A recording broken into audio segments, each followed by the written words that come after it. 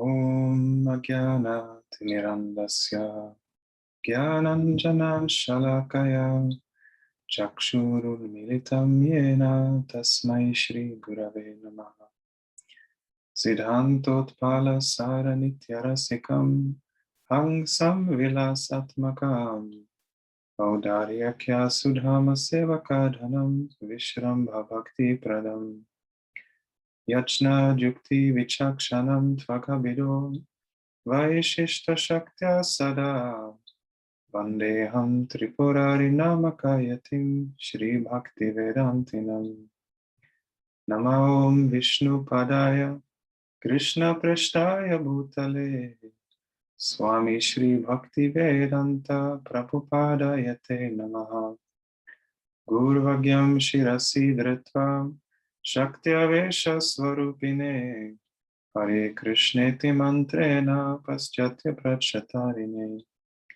Vishvacharya Pravarjayam Divya Karunya Murtaye Shri Bhagavata Madhurya Gita Jnana Pradaine Gaura Shri Rupa Siddhanta Saraswati Nishevine Radha Krishna Padam Bhoja Bringaya Gurave Namaha Devam Divyatanum Suchandavadanam Balarka Chelanchitam Sandrananda Puram Sadeka Varanam Vairagya Vidam Buddhim Shri Siddhanta Nidhim Subhakti Lasitam Sarasvatanam Varam Vandetam Shubhadam Madeka Sharanam Nyasishwaram Shridharam Vanchakalpatarubhyascha Kripa Sindhubhya eva cha Patitanam Pavanebhyo Vaishnavebhyo Namo Namaha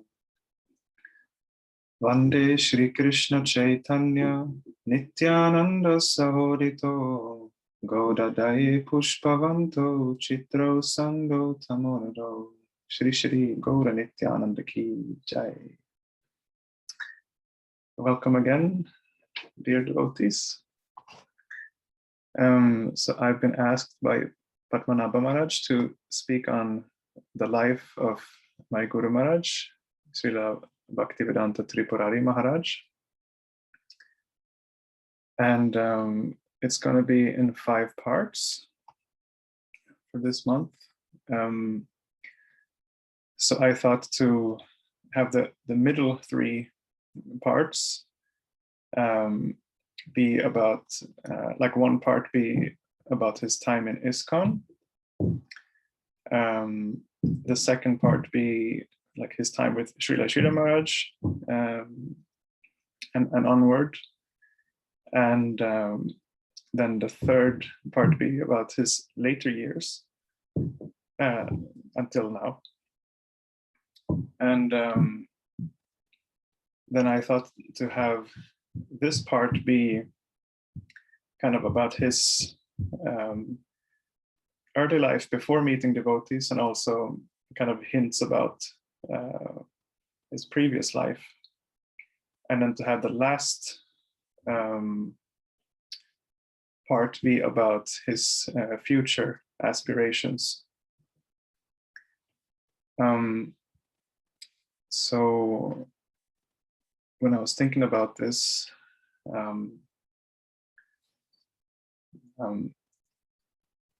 our Guru Maharaj's god brothers who were with him in his early days in ISKCON were saying that it was kind of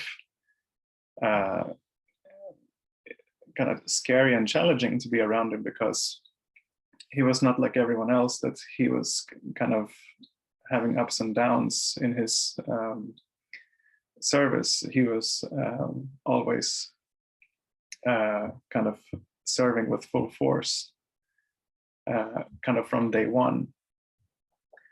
And as he has talked about it himself, he kind of calls it to hit the ground running. It's a saying in English.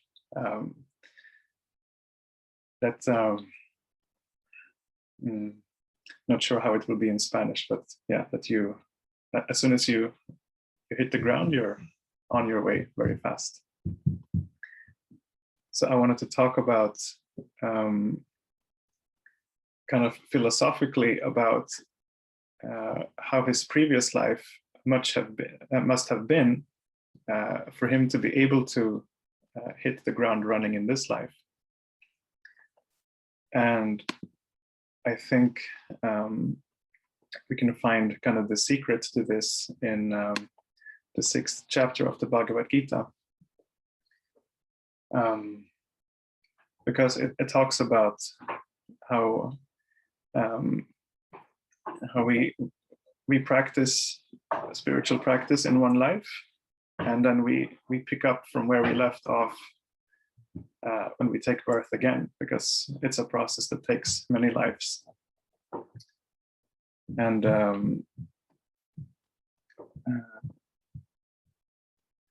but to be able to kind of have steadiness from the so obviously to have steadiness and taste already from the beginning in this life means that he would have had to have developed steadiness and taste in his previous life. And so I wanted to kind of talk about the kind of consistency you have to achieve such steadiness. And there's there was one answer in a Swami call that I found like very striking. So I would like to like read that, because it kind of describes the kind of life you have to live to be able to start from the point that Guru Maharaj did in this life. So I will see if I can share this document here.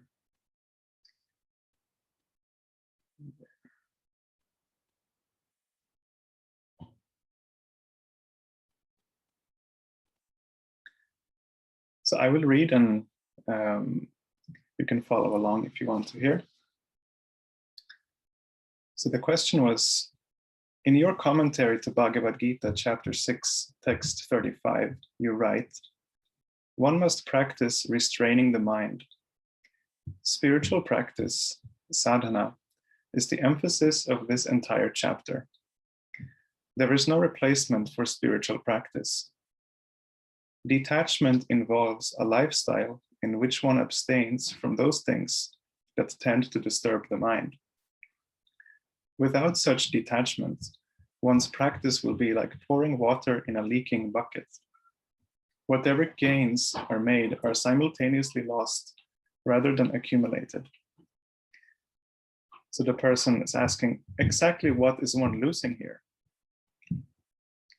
And Guru Maharaj answered, your question maybe arises from the fact that in the beginning of his discourse on yoga in the 2nd chapter, where it all begins and later culminates in the 6th chapter, Krishna says, Nihabikrama nashosti pratyavayuna vidyate svalpam api asya dharmasya trayate mahato bhayat. This verse, when understood properly, is really about bhakti. It begins with bhakti yoga and ends with bhakti yoga in the 6th chapter. It's not that you lose your bhakti. He speaks about different types of yoga in between and so forth, but bhakti is ultimately what he wants to speak about. The reason that text 240 is about bhakti is that the results are permanent, whereas the results from what is the results that are derived from something under the influence of Rajaguna, which would be karma or Sattva guna, that would be jnana, aren't eternal. That which is derived from the nirguna influence, an influence beyond the modes, is going to be eternal. Therefore, when it says it's never lost, and that whatever you gain will save you from the greatest danger, it must be speaking about bhakti, its implication. And so here now, towards the end of the 6th chapter, there is the comment that you're questioning about.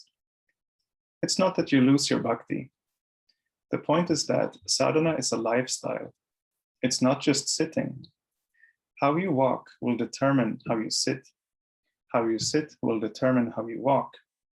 So if you sit and pay attention to when you move about and do the things that you otherwise have to do in the world, in life, it would be all in consideration of what you have experienced during sitting. And as a result, you're not going to be interacting in such walking with sense objects without that experience being anchored to your practice and trying by that to contact the sense objects with a view to engage them in the pleasure of Krishna. So I see a beautiful flower and I think, that would be nice to offer to my deity, for example. Without doing that, without walking, so to speak, properly, then you can't sit properly. If you can't sit properly, then you can't walk properly. It doesn't mean to say that your bhakti will be lost, that it's a waste of time, but it's like you're building something up and you're tearing it down, just making that much more work for yourselves. You're not making progress.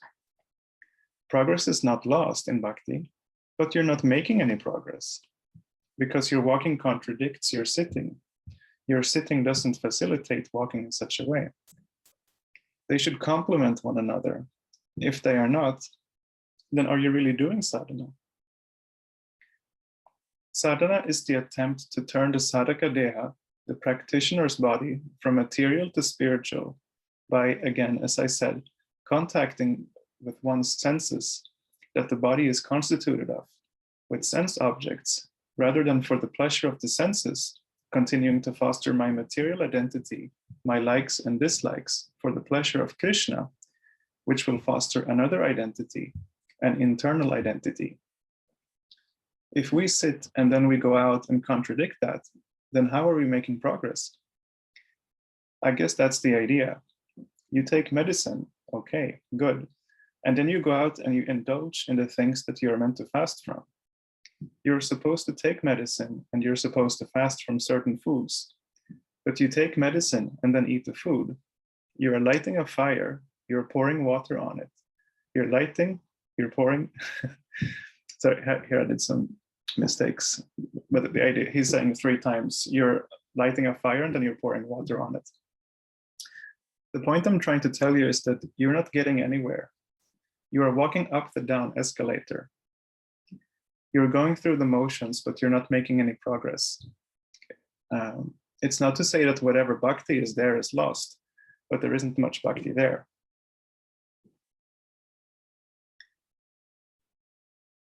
So, then to kind of balance with this, there is also an emphasis in the 6th chapter of emphasis. I mean, it's mentioned in the 6th chapter that one also has to have balance in one's practice and recreation. So it's not that one just has to do hardcore practice all the time, but one has to do recreation in a way that it doesn't pour water on the fire of one's practice. So there are some kind of balancing statements here. Here's a nice article that I recommend everyone to read by Guru Maharaj. So I will put it in the chat. Let's see.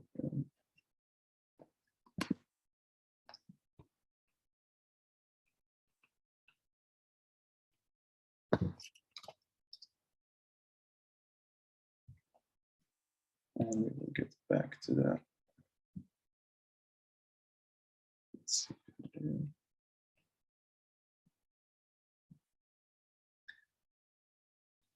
So I will read 2 quotes from that article. That if the previous kind of text sounded kind of heavy and discouraging, there's a balance, but like the balance should be a balance and not that you like tip over and like on the side of pouring water on the fire. For one whose life goal is enlightenment in divine love, yogic perfection, there is a place for holidays, both in terms of taking a controlled break from one's direct practice and in terms of taking a holiday in general. Holidays can be seen as an opportunity to reflect on how one has been spending one's days, and such reflection can lead to reorienting oneself, to take advantage of all that life has to offer, to find the significance and sacredness in each and every day. Thus, for one whose life goal is enlightenment in divine love, oh wait, this is the same. I lost the other quote.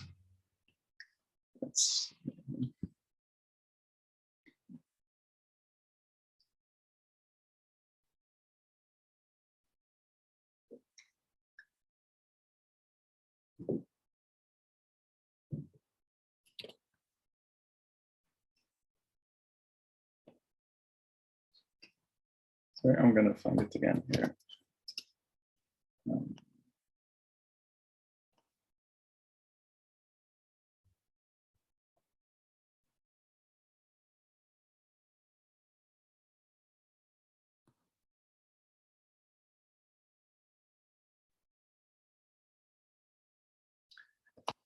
So, when the Bhagavad Gita instructs us to factor recreation into the equation of our yogic practice, it suggests that confronting the mind head-on is not always the best approach. In order to successfully harness the mind, one must learn to work with the mind rather than against the mind. One has to allow it some room to roam, even as one seeks to bring it under one's control.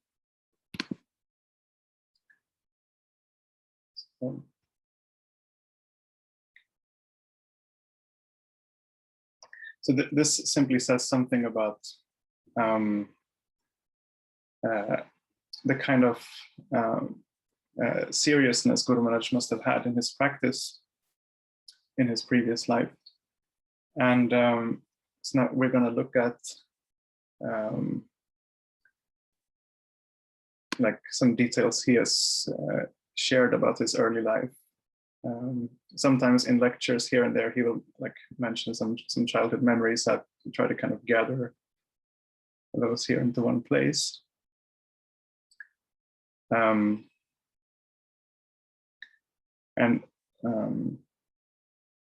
Just kind of as a fun fact, kind of like some like connection with India in his family was that his father, some years before he was born, was serving in the U.S. Army, and he was stationed in somewhere in Bengal, I think in Calcutta for some time. And Guru Maharaj mentioned that his father got sick of eating rice during his time in India, so they never ate rice. Let's see, I need to do a share screen again.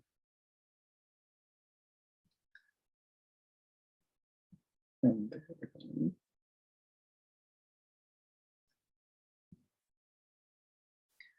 So here is the building where Guru Maharaj was born. It has a very auspicious name, which is the Holy Name Hospital.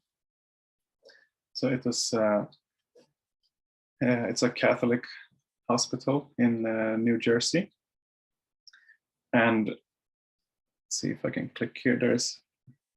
Yes, here is Padmanabha Maharaj visiting the building the way it looks today. So as you can see, it has been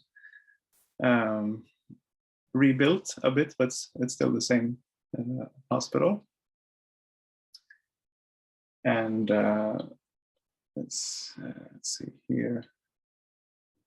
Here is Guru Maharaj 2 weeks after he was born. I was trying to find out what Prabhupada was doing on the day that Guru Maharaj was born, and I was lucky to find, because there were some there are some kind of archived letters that Prabhupada sent, and in the year 1949, which is Guru Maharaj's birth year, and he was born the day before Gaura Purnima. So there are like 5 archived letters from Prabhupada from 1949, and one of them just happened to be written on Gaura Purnima, and he was talking about what he was doing the day before. So I was happy to find what Prabhupada was doing on the exact day that Guru Maharaj was born. So he was at one gathering in Calcutta and doing some preaching, and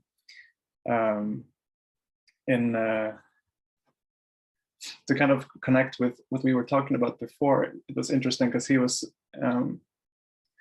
Prabhupada was writing a letter to the host of that gathering and telling him, like quoting from the 6th chapter of the Bhagavad Gita, that this person named Jagannath Babu must have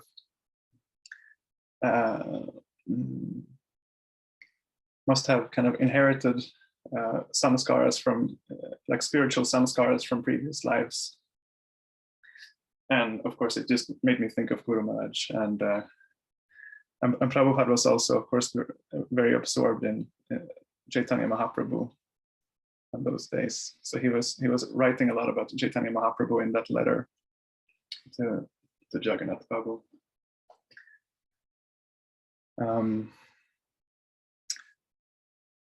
Let's see.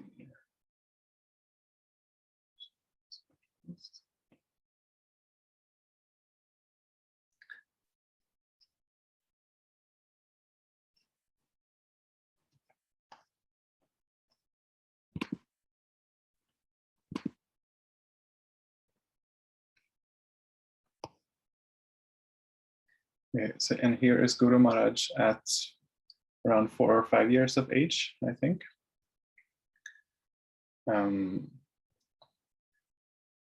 Some have commented that it looks like he's sitting on the Vyasasana already. Let's see what this thing. And here, Guru Maharaj has said that he and his friends, when he was a kid, they used to. This is the dairy. The dairy company that was like delivering milk to his house in Chicago, because they moved to Chicago at some point. I'm not sure how young, what age Guru Maharaj was, but his family moved to Chicago from New Jersey when he was a child.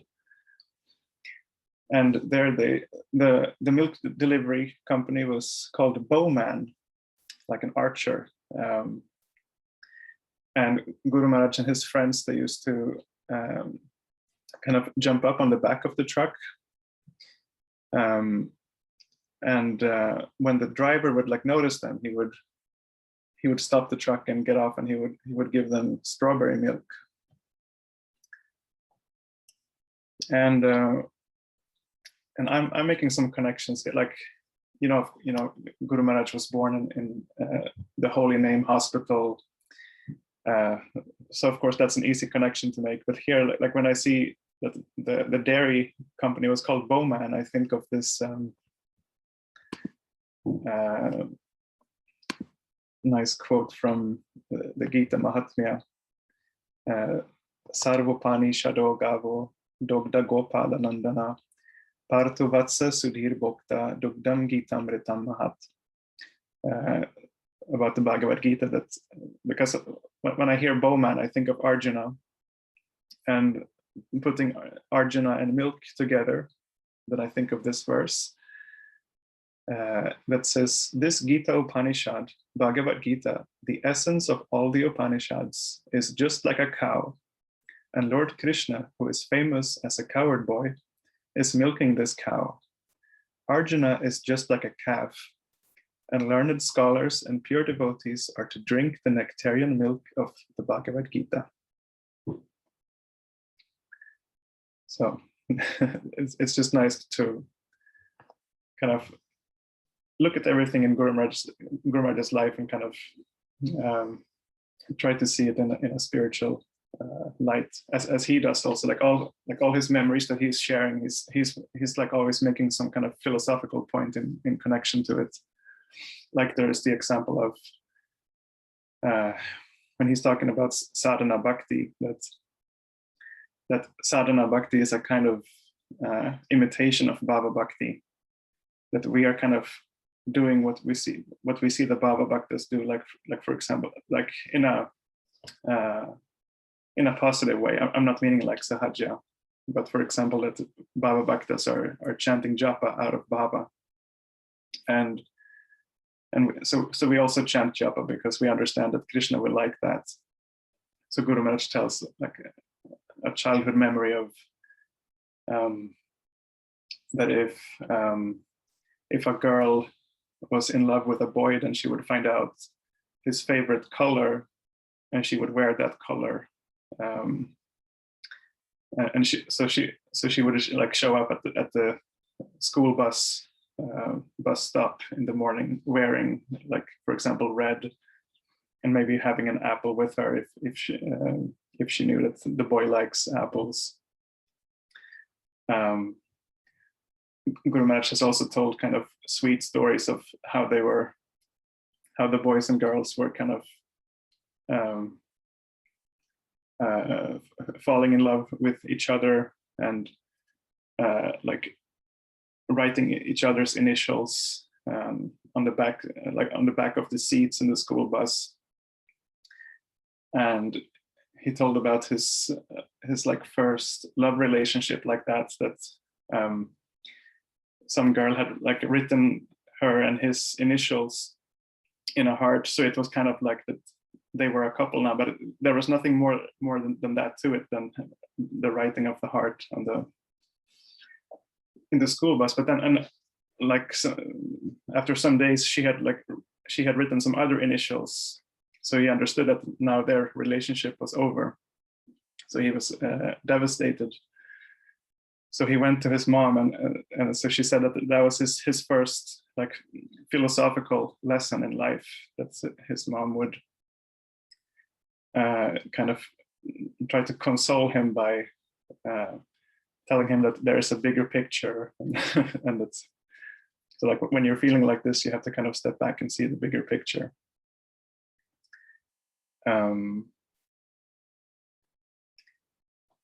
Also, Guru Maharaj has said that when he was 8 years old, he was expressing to his parents that he had an interest in yoga, and like yoga was existing in the US at that time, but it was not something that's like he and his parents had heard about. So it was like apparently like samskaras, like spiritual samskaras coming up from previous lives. He was also like he has also said that one time in school he saw an Indian woman wearing a sari in the school corridor, and that he was very I say like enchanted by seeing that.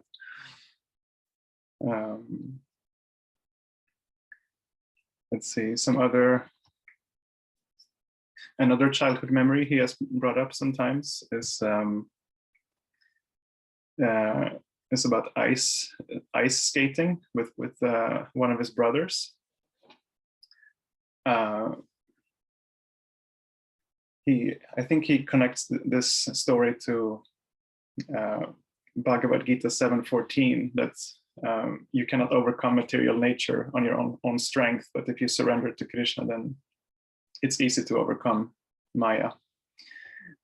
And because when he was going to ice skate with his brother, then there were other kids there on the lake who would like bully him and his brother.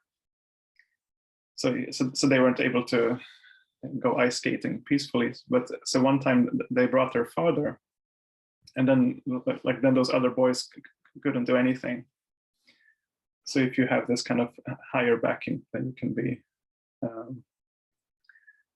you can kind of act very boldly in this world.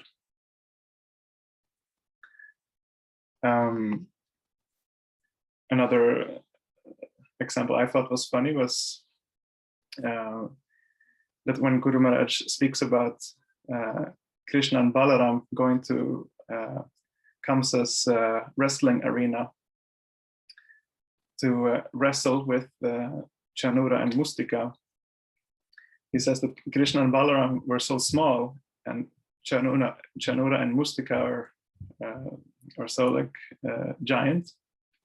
Then he remembered watching wrestling on TV as a kid, and there was a wrestler called Haystack's Calhoun, and who was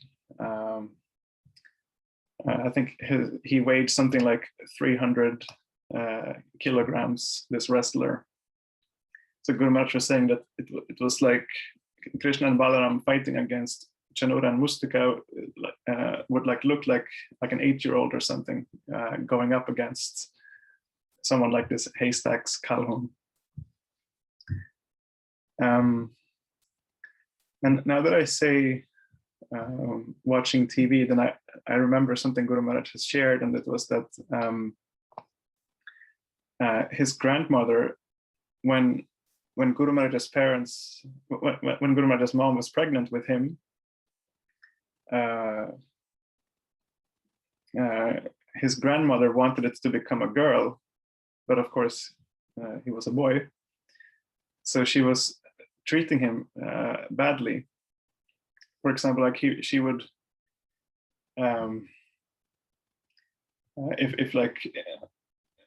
if she was like doing something fun with his siblings, he would just have to stay in his room.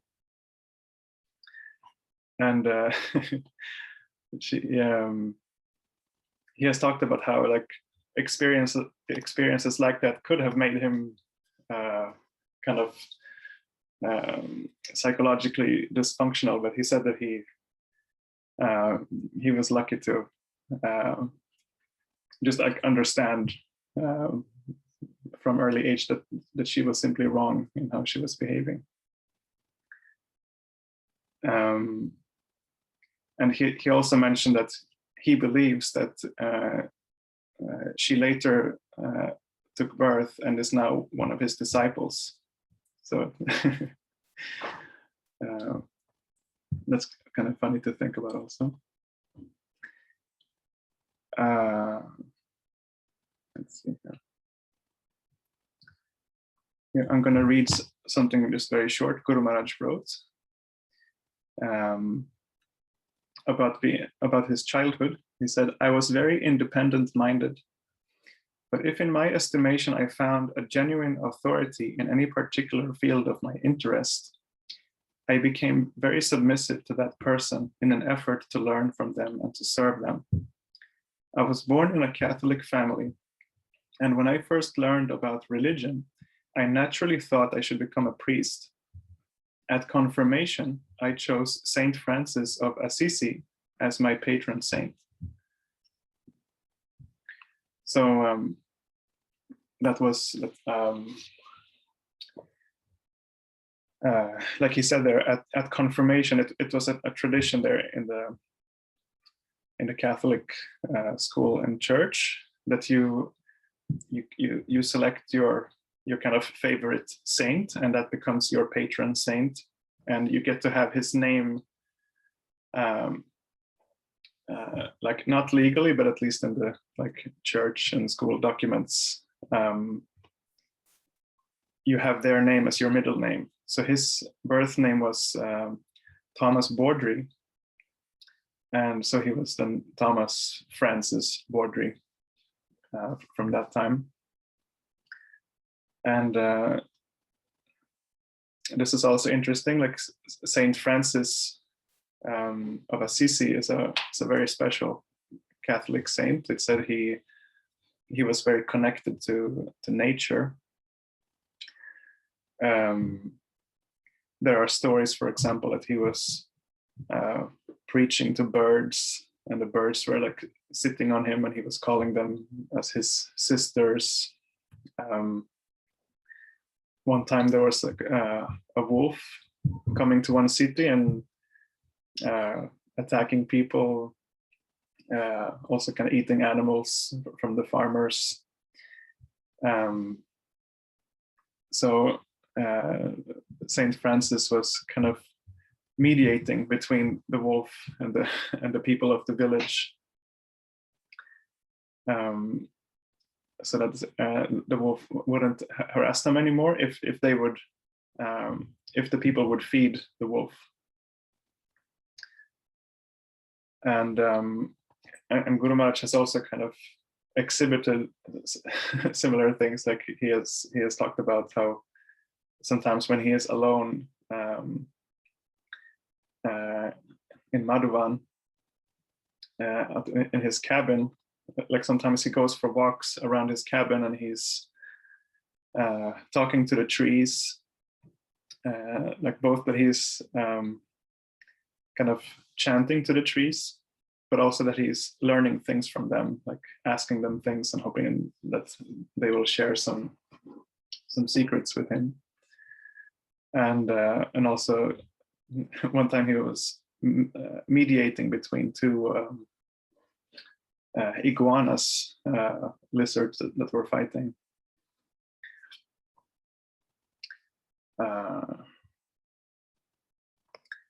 Okay, so going on from there, Guru Maharaj writes, but in Catholic high school, the lack of good character and example in the priests who are the teachers turned me away from the faith. From there, I entered the counterculture and looked eastward for spirituality. After seeing through the false promise of spirituality in hallucinogenics, and again so he turned from the Catholic Church and turned to the kind of the counterculture at that time, the so-called the hippie culture. But he found that there also like that there was a false promise there as well, because there was like a lot of emphasis on hallucinogenic drugs, and there was not many people to look up to in that culture. One example he has given there was, it was actually the first time he saw devotees, was also the same time where he kind of lost his faith in the counterculture. And it was that he was on his way to the famous Woodstock festival, and he saw devotees dancing in the rain. And Guru Maharaj said that he was very impressed by how they looked like they were very light, like they were kind of dancing and jumping and being kind of very light, kind of like deer, like how deer are jumping. And at the same time, he saw people there who were trying to cheat others by selling tickets to the Woodstock festival, which actually was a free festival. So he was very kind of turned off by these people who were kind of supposed to be spiritual but lacking.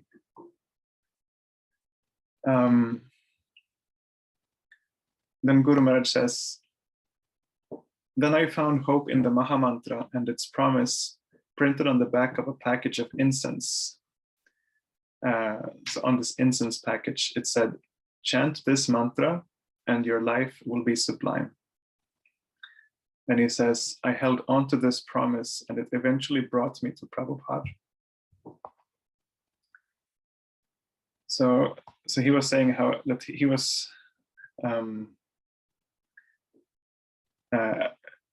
after he had found this Mahamantra on this incense package, he came to a point where he was very tired of hearing people talking, because he could kind of see through that people were just talking to hear themselves talk, and they were not really interested to hear what the others were saying.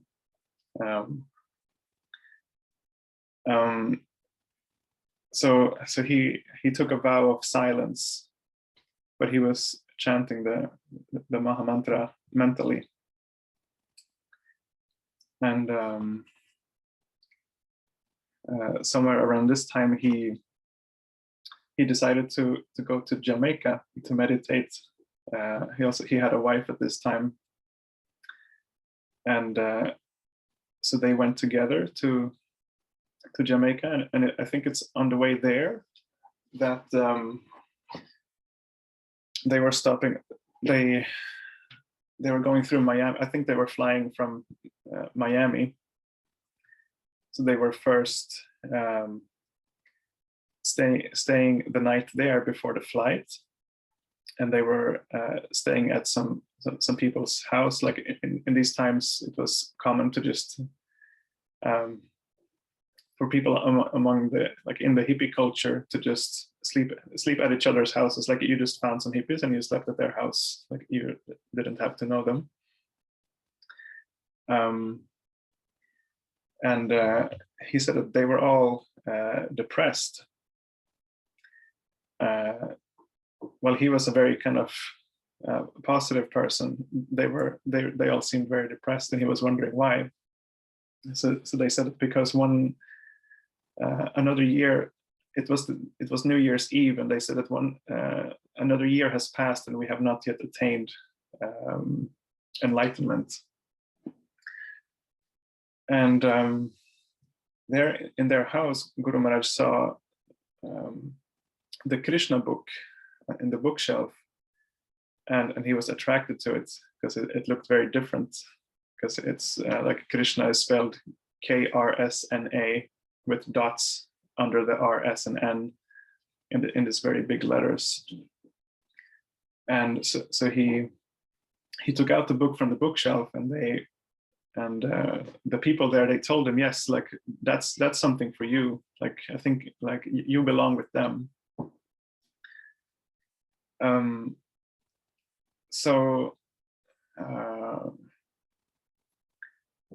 But then the next day he went to Jamaica, and he was staying there for some time. But he said that after a while, that he had built a hut there in the mountains for meditating, but the weather was too strong, and his hut kept falling apart. So after a while, he was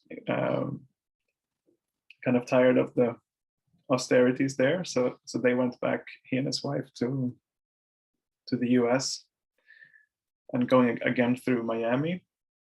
And then Guru Maharaj visited for the first time the temple, an ISKCON temple. And there he has told that story sometimes of how he kind of got his first impression of the kind of love that Prabhupada's disciples had for Prabhupada, because he was asking them why they shave their heads, and they were just saying because Prabhupada shaves his head. And he said it's not a very good answer in a sense, but it's still kind of attractive that they had that kind of love for Prabhupada.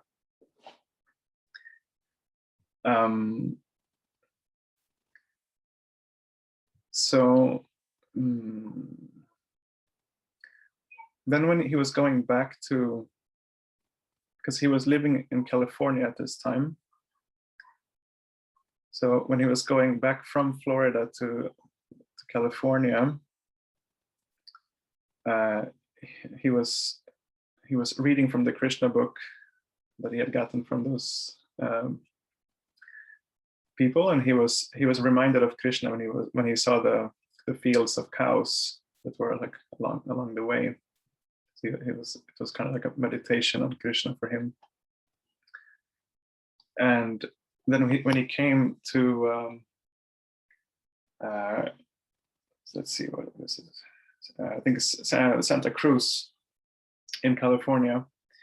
He started preaching from the Krishna book.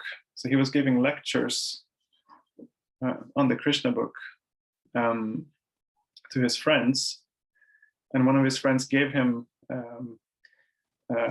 a saffron-colored sheet to wear, because this friend was usually just putting on that. It was kind of like a dhoti, but just made from a bed sheet. Whenever he saw devotees doing Harinam, he was putting this sheet on and dancing with them. But when he heard Guru Maharaj preaching, then he said, I think he was saying, I think you should have this this cloth. And so after some time of preaching in Santa Cruz, somehow the devotees in the nearest temple found out, that there was someone preaching from Prabhupada's books, but like not belonging to any temple or anything, just like doing independently. So these devotees, they went to find him, and they told him that he like, because of course they had a lot of standards and things that he was not following. So he was. They were telling him that you have to come and join the temple. So he was happy to. Like he didn't take, like he was not upset or anything. He took it as a blessing, and he moved into the temple. And so from there we will continue next time. So does anyone have any comments? Like maybe others have things that I have forgotten to mention, that maybe that Guru Maharaj has shared about his early life.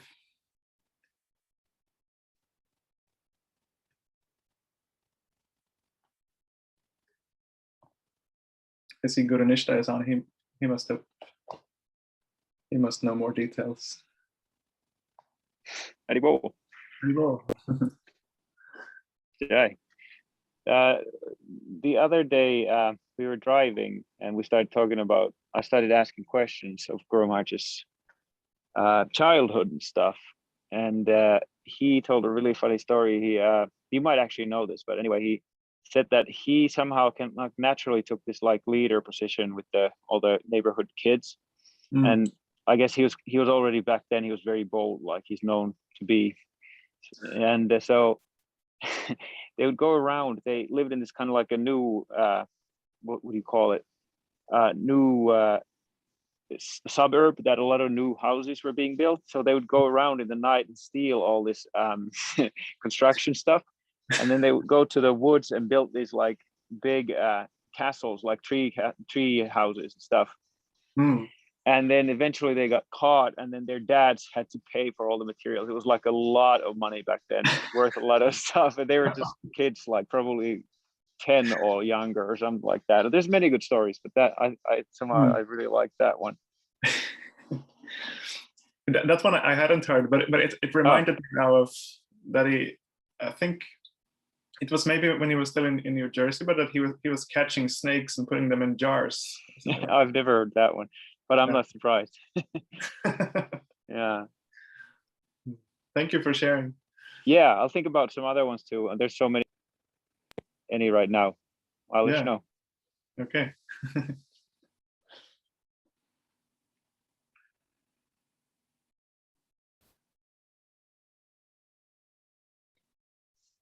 Oh yeah, another one came to my mind. Yes.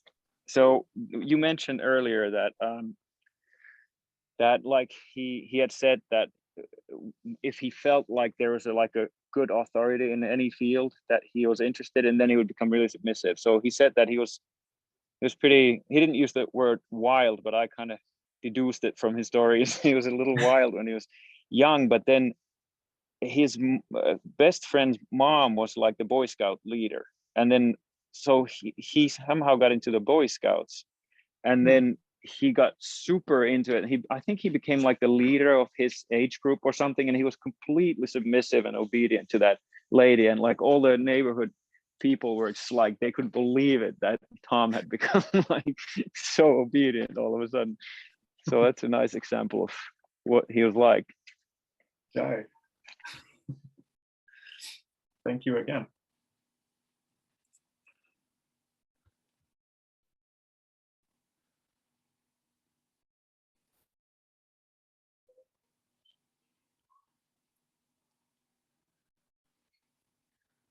Okay, so we can stop there. And if anyone like thinks of others, if anyone remembers other things they've heard, or has any questions or anything, you can put it on the Facebook post, and we can continue the bathing in the nectar of Guru Maharaj's life.